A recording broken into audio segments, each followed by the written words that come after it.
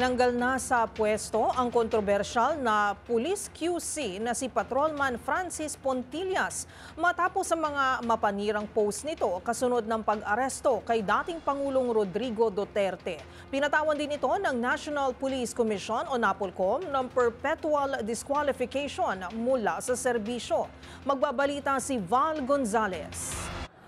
Tuluyan nang dinismiss sa PNP service ng National Police Commission o NAPOLCOM si Patrolman Francis Steve Pontillas.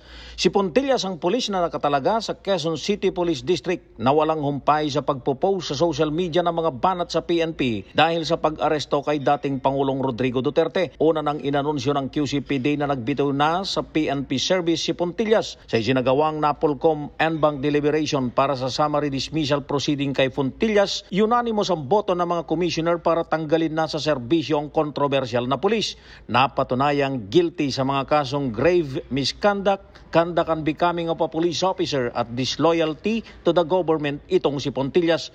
Maliban sa dismissal, pinatawan din ito ng accessory perpetual disqualification from public service. Ayon kay NAPOLCOM Vice Chairman at Executive Officer Attorney Rafael Vicente Calinisan, kahit na nagbitiw na sa PNP service si Pontillas, hindi pa rin ito absuelto sa mga pananagutan nito kaugnay sa mga reklamong inihain ng sa komisyon.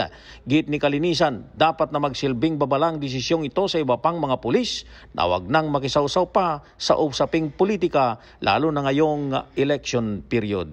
Para sa MBC TV Network News, ako si Val Gonzalez, DZRH, una sa Pilipinas, una sa Pilipino.